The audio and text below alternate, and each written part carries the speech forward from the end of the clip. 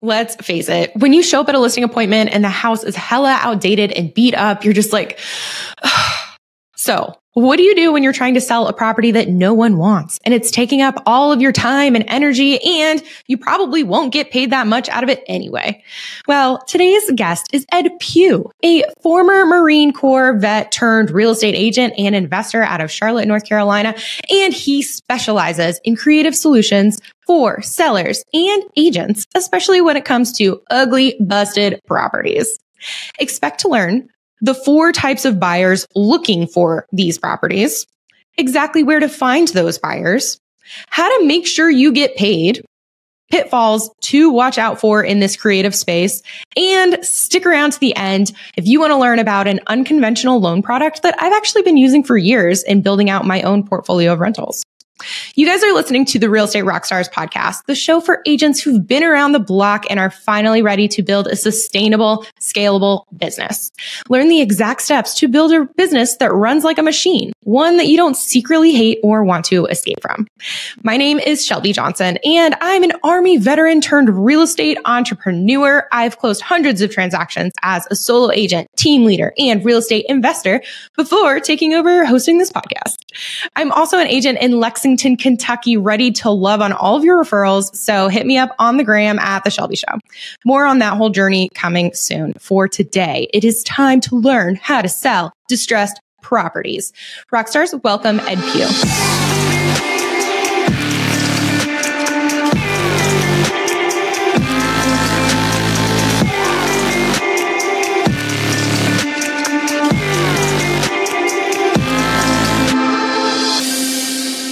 Okay, Ed, let's just pretend that I'm a normal agent and I'm selling market ready, pretty homes. And then one day I get a call from a seller and I go to the property. I'm really excited about this listing and it's a dumpster fire hot mess. And also, to continue the scenario, the seller does not have money. What do I do?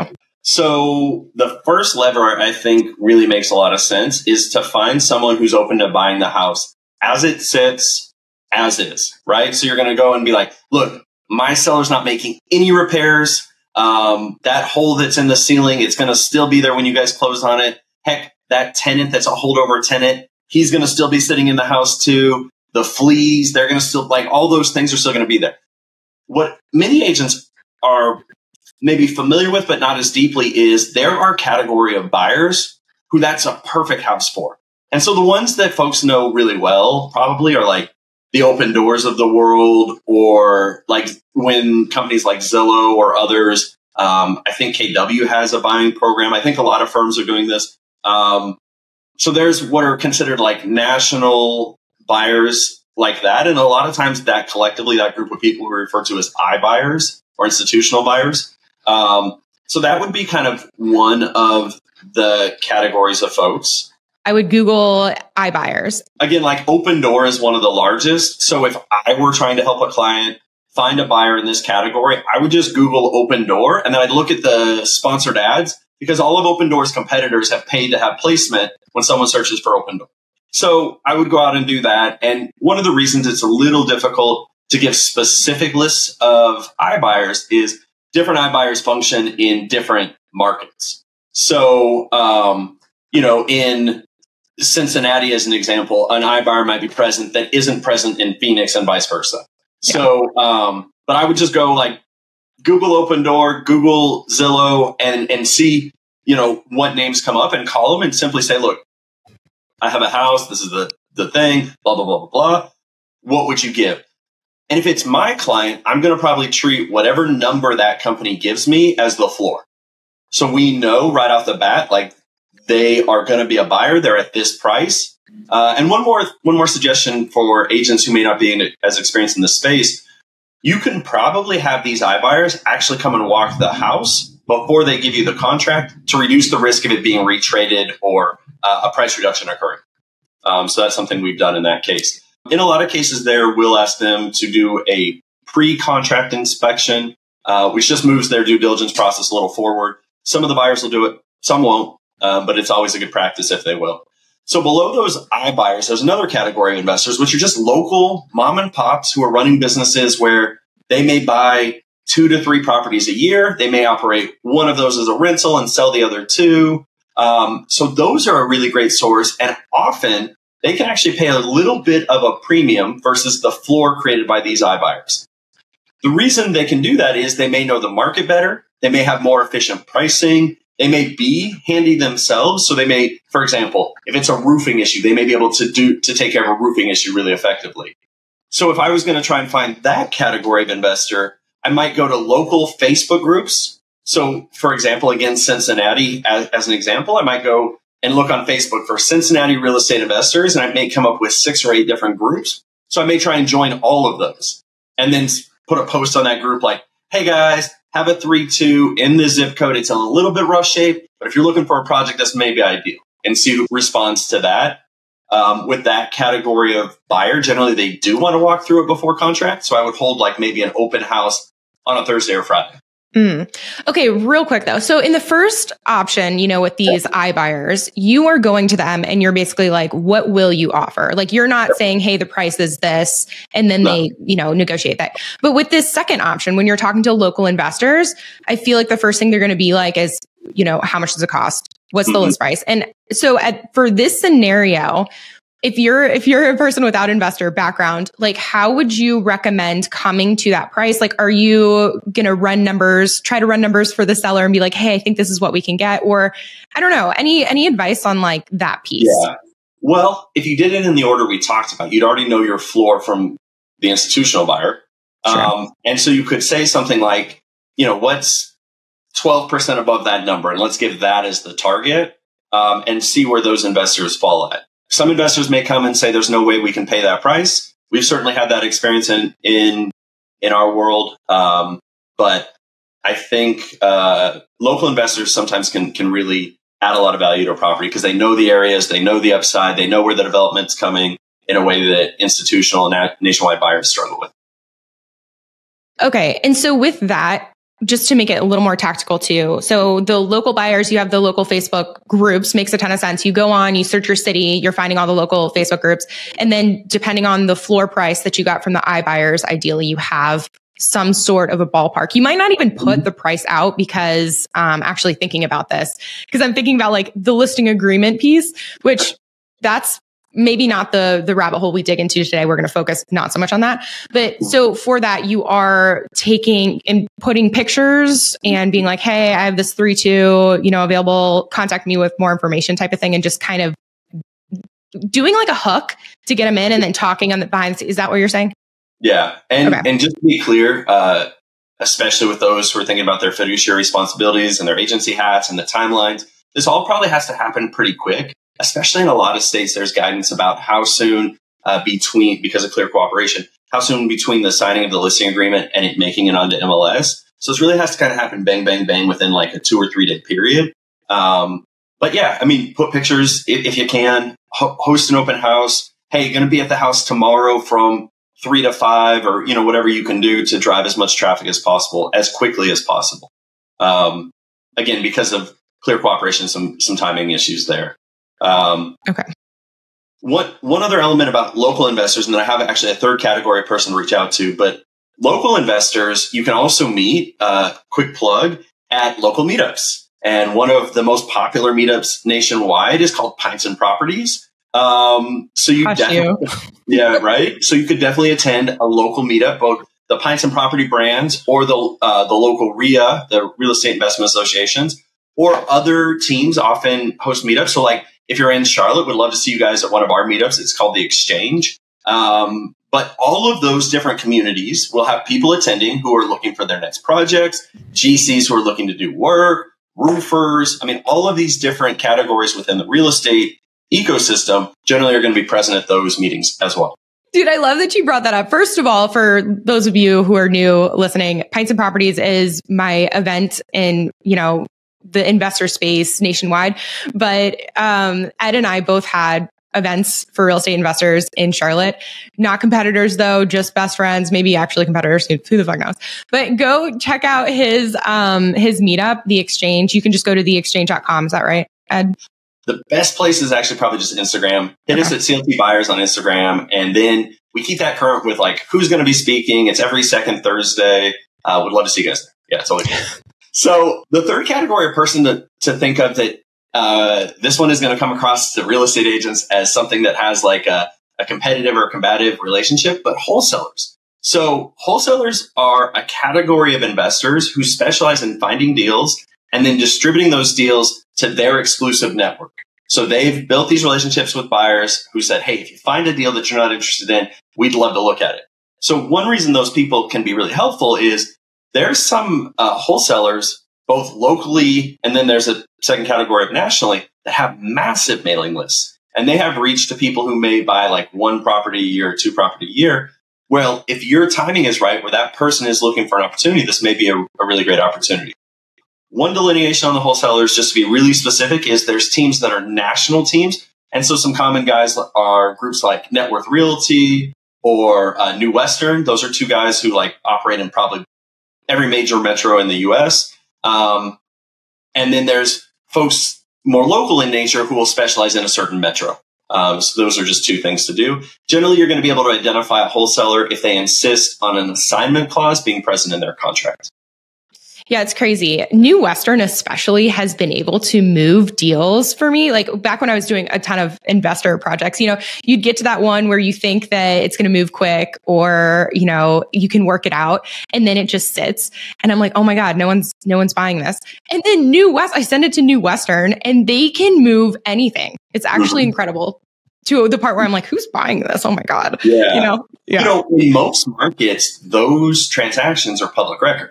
So you can look for the entity that this company is buying in, and then you can actually look at what entity bought that property from them. And actually you can basically look backwards and see who's bought product from them over the last year or 2 years. By the way, a VA, this is a great task for a VA, and then create a subsection of that buyer's list to use in your own business. Smart tips of the trade right there. Yay, we're doing. But those are things if the seller is having a hard time selling a property and just needs it out of their life, like really, really quickly, those are probably the best levers to pull. If the sellers have a little more time, I think there are maybe some other options where a little bit more creativity comes in and probably some support from a local attorney. Do you want to hit on other agents who specialize in that? Yes. Okay. So I talked about investors. I talked about wholesalers. I talked about national iBuyers. Another category where as agents, sometimes I think we struggle is sometimes we don't develop relationships with just other really freaking, I have to be careful, really freaking cool real estate agents. Whatever you want, Ed. Hey, we have to keep it clean for the kids. But there are really, really cool real estate agents in most markets in the US who specialize in helping investor clients specifically. And so you'll see those are the most prominent in these Facebook groups. And those are the most prominent holding open houses for flips and these different things. Calling them and saying like, hey, I know you sold a property 2 blocks away to your buyer. They're doing that flip currently. We're doing this one. Do you think they might want another project to walk into once that's done after they've created a higher comp? And generally speaking, that can be a really productive conversation. Dude, totally. There's always some investor savvy agents in the market. And another place where you can find them is BiggerPockets, biggerpockets.com. If you are not on there, get on there. It is the worldwide largest investor forum, chats, content, all the things. And it's free. And you'll see the agents in the forums, but you can also just post same thing like you would on a Facebook group. Like, hey, I got this deal, reach out to me if you have a client who's interested.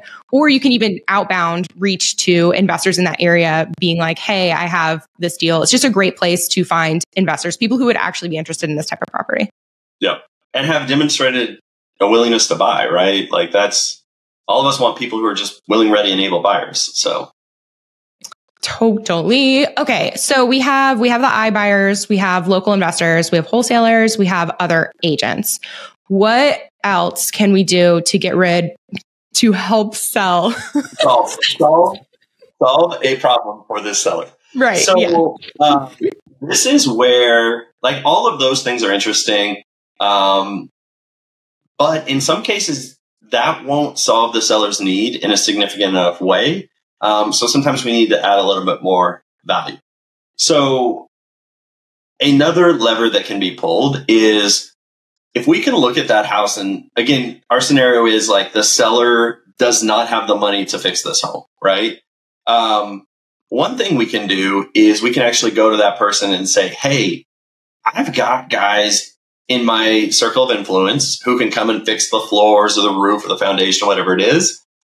What if I were to actually have them come in and do that work? And then at the sale, so we have to create a bit of a scenario. So say we were asking like 160 for the property as it's sitting. But if we put like 40 grand into it, then it'd be worth 260 or 280.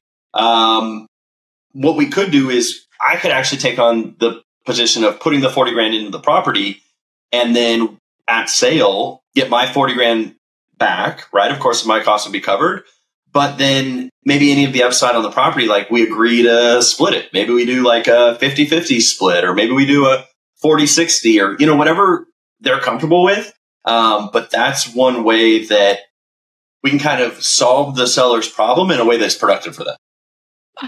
Yeah, because then they will make more money and you will make more money. Everyone's happy. It's yeah. In theory. And they'll start talking like, Shelby, why'd you pick those floors? But Oh yeah, for sure. When we do that type of deal, it's normally structured in some type of like a short-term seller finance deal. And I don't know if you or any of your audience watches the show The Profit, but the minute we write the check, we're 100% in charge, right? So they don't get to come and ask me why we're choosing these vanities or these lights or any of that stuff. But dude, we need to go deeper into that. When you were talking about what you normally do with seller financing, could you go through that a little slower, a little more detailed? Yep. So in that scenario, so the seller wants 160. We want to come in and put 40,000 into the house. We'll actually take possession of the house, right? We probably won't pay a whole lot to the seller initially, but we'll write a promissory note for $160,000 to the seller. And we might agree that he needs to get that paid off in, say, 6 months, right? Because we want time to rehab the house. We want time to market the house and get it sold. So we might say to the seller, okay, Mr. Seller, you're going to move out of the house. I'm going to take ownership of the house and I'm going to promise to pay you the $160,000 that you want in the next 6 months. Then I'm going to pay the 40 grand for whatever it costs to do the rehab. And then we're going to market it and sell it. And again, say we get like 260. So for simple numbers, we're splitting like 60 grand. It'll be a little less than that because of costs and commissions, blah, blah, blah. But say we're splitting 50, 60 grand.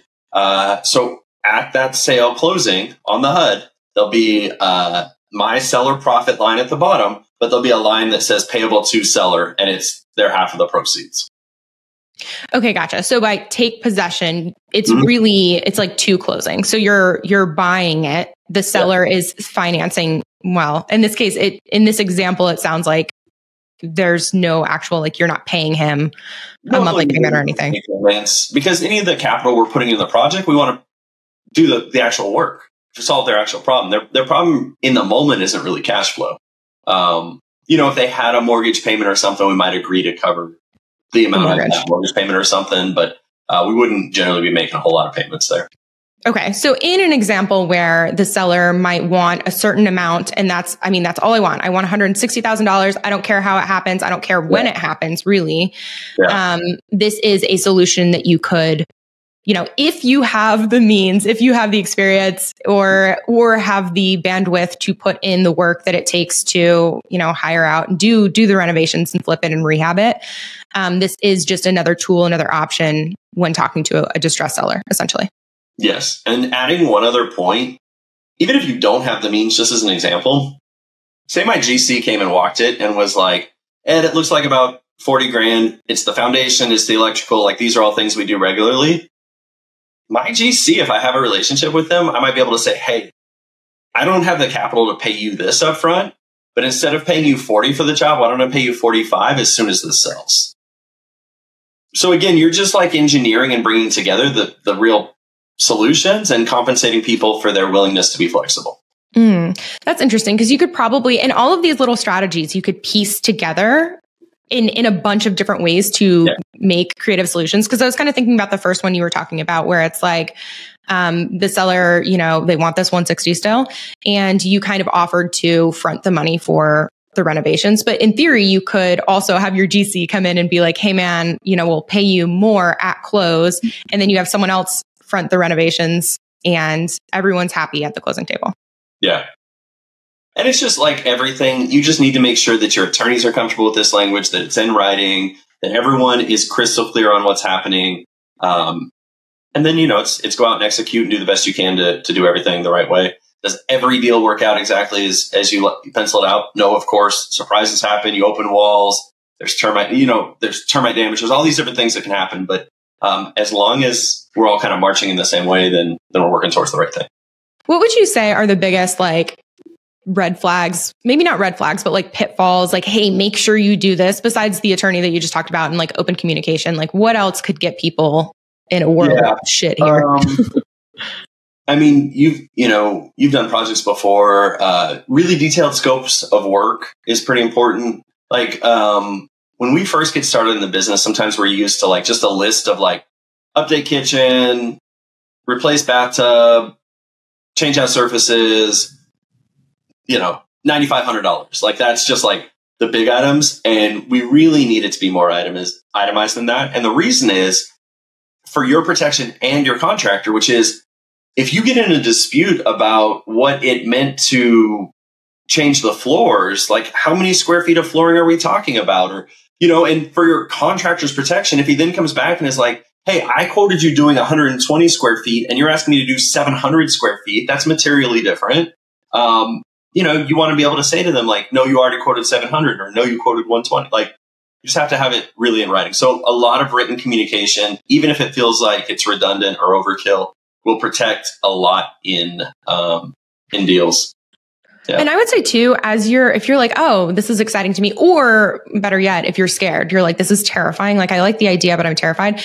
There's probably someone in your market who has done this strategy. So if you're in Charlotte, clearly Ed has done this type of thing before. So it's kind of one of those ideas. Would you rather have 100% of a potential complete and utter failure? Or would you rather partner with someone, learn from their experience, and you guys share the win at the end of the day, that type of thing?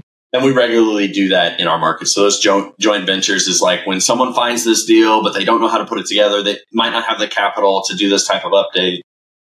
We do that. Not every day, but many times a year. And it's actually a lot of fun because you get to share your expertise.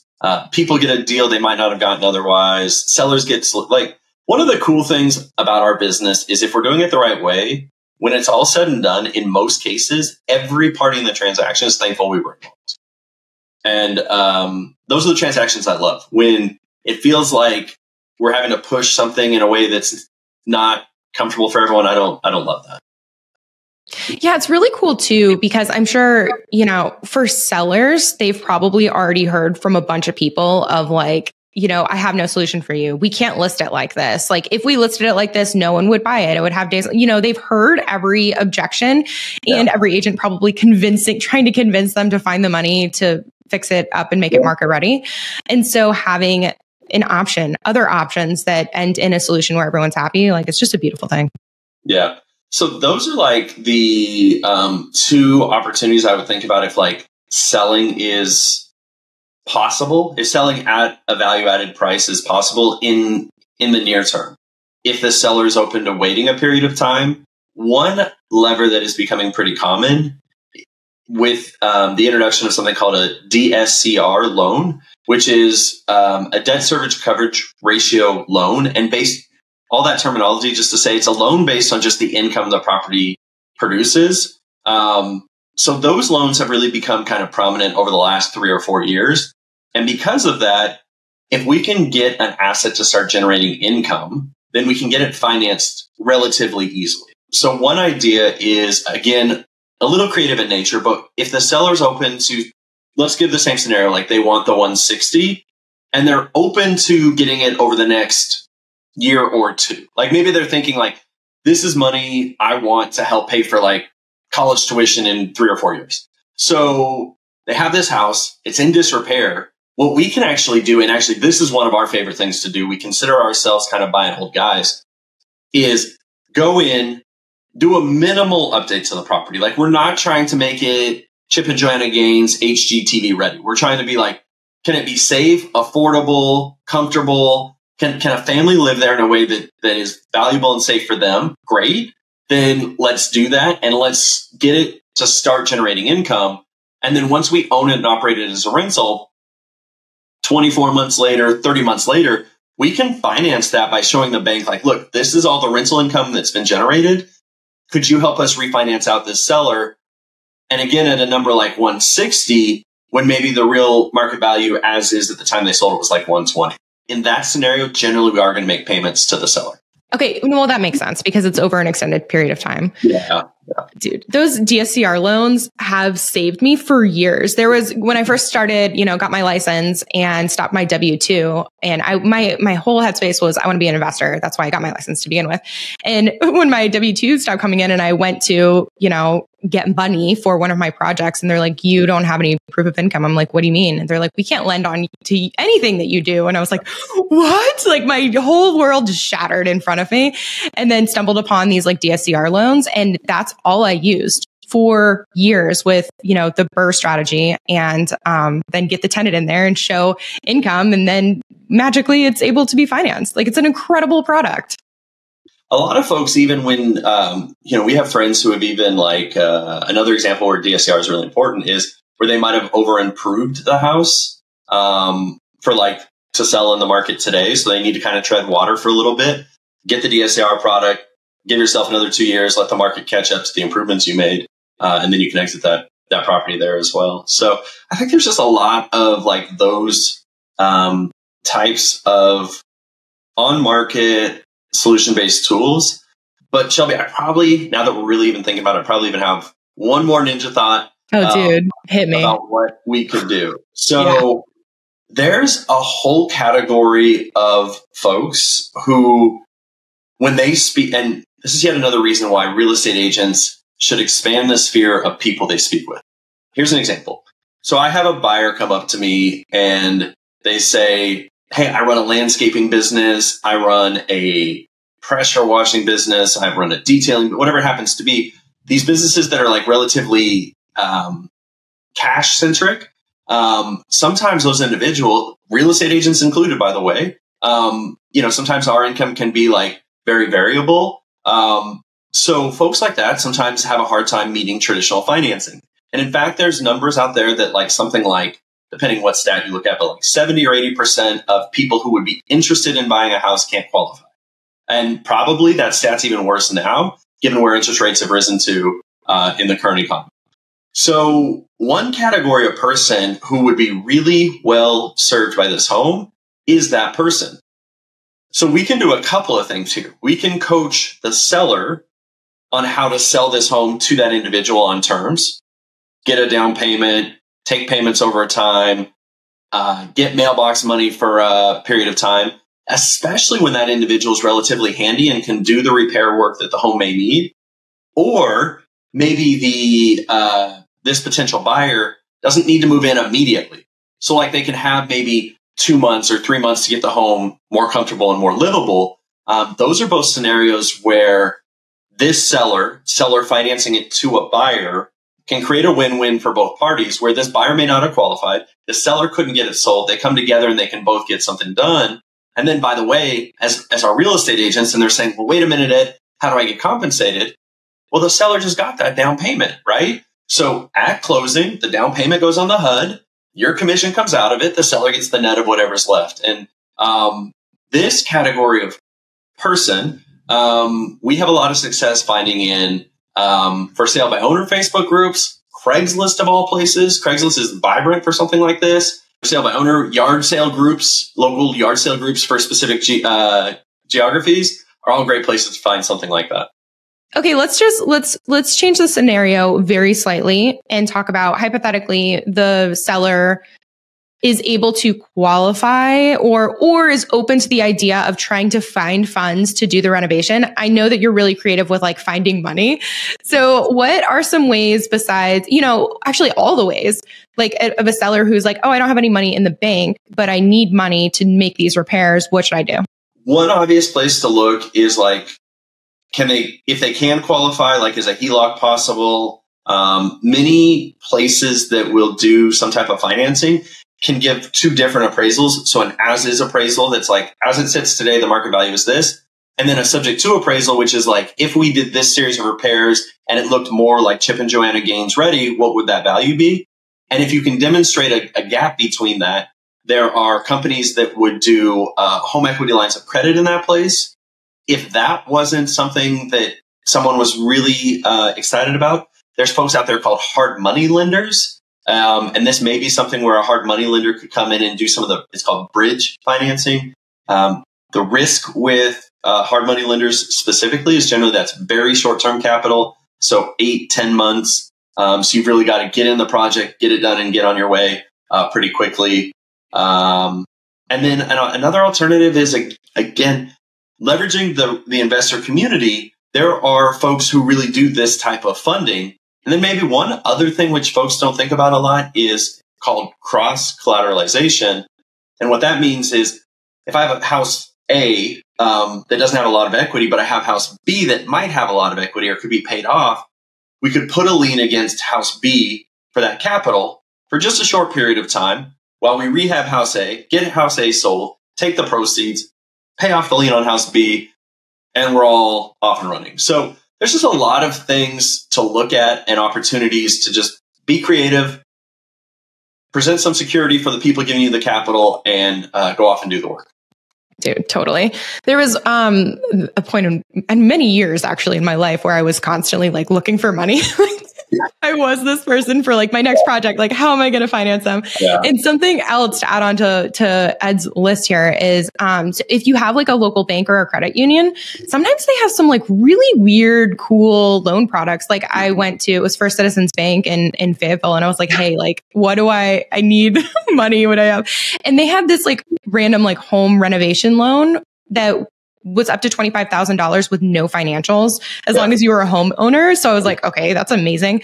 And you could have more if you wanted to submit financials. And then also like, I have not personally done this one, but people talk about credit cards. Have you ever done anything with credit cards, Ed, where it's like that 0% for 12 months? Do you know what I'm talking about?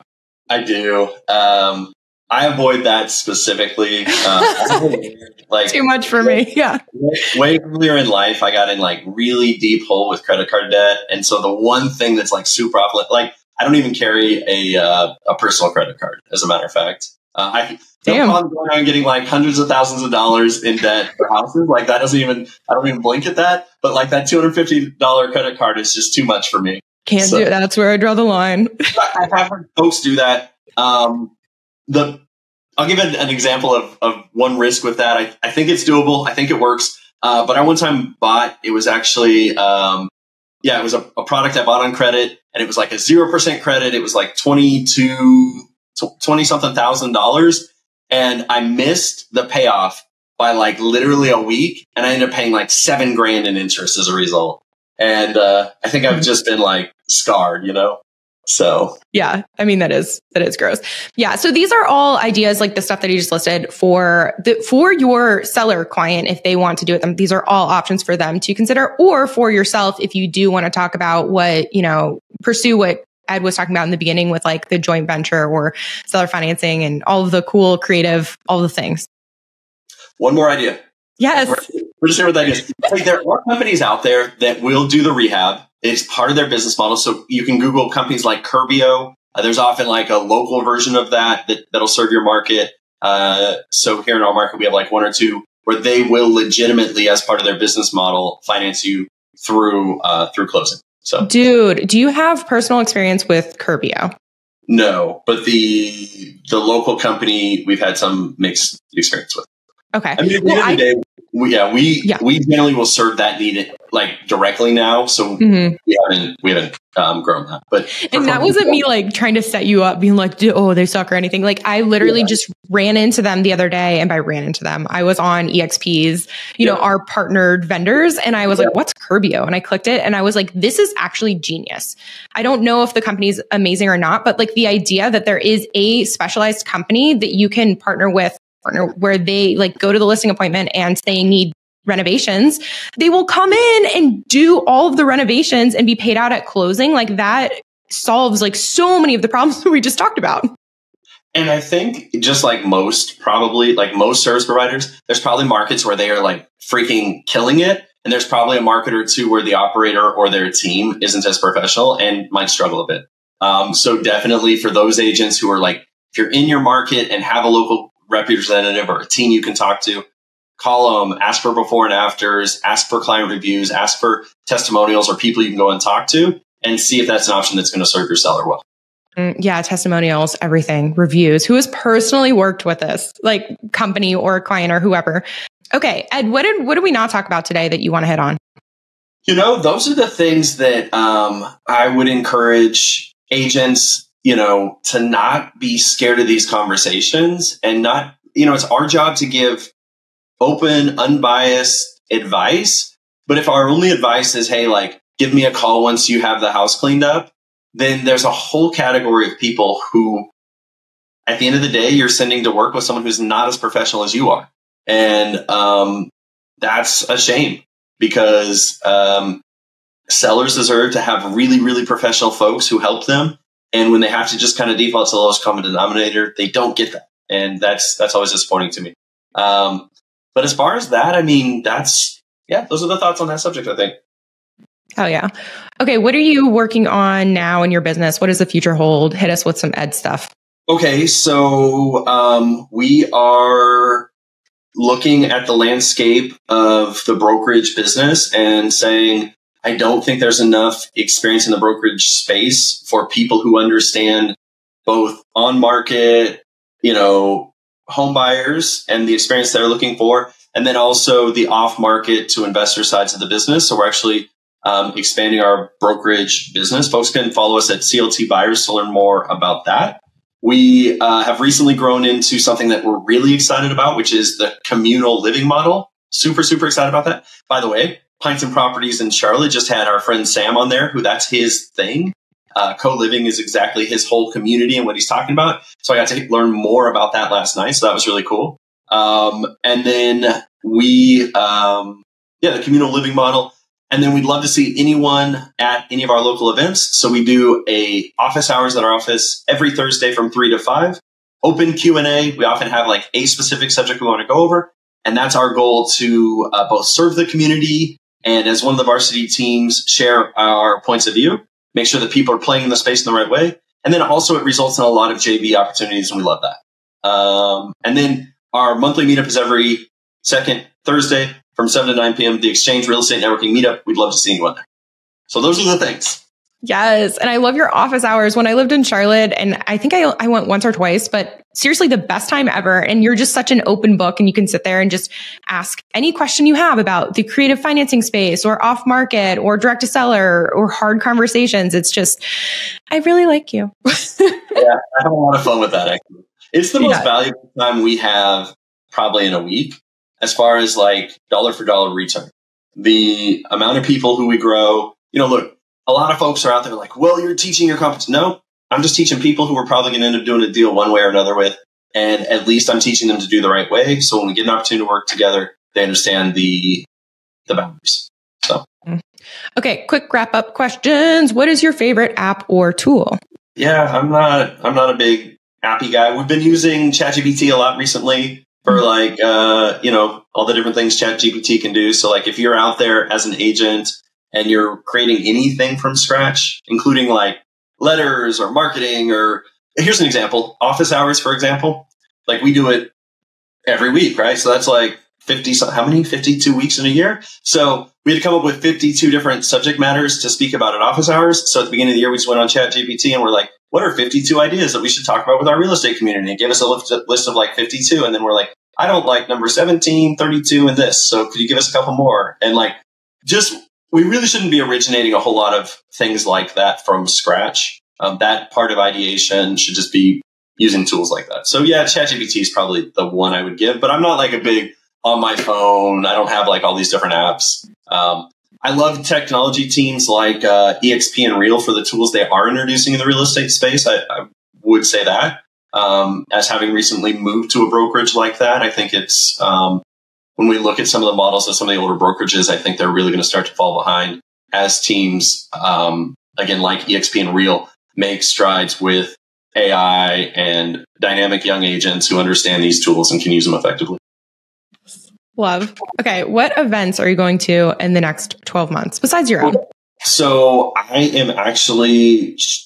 been involved in the mastermind communities for probably like 10 to 12 years now. We've been leaders in mastermind communities. We've been attendees. We've done all those different things. But I'm actually super excited to be joining a specific mastermind focused on helping agents learn to be more effective investors. And it's called Be Wealthy. It's hosted by a guy named Brett Tanner. And he's also the host of the KW Wealth Mastermind. So it's like the KW Wealth Mastermind, and then Be Wealthy is for all the other agents who are KW agents. How can listeners help you in your business? Yeah. If you as agents are out there and struggling to come up with the creative scenarios that Shelby and I don't know if I'm pointing this way or that way, but that we just came up with, would love to jump on a call and talk about it with you.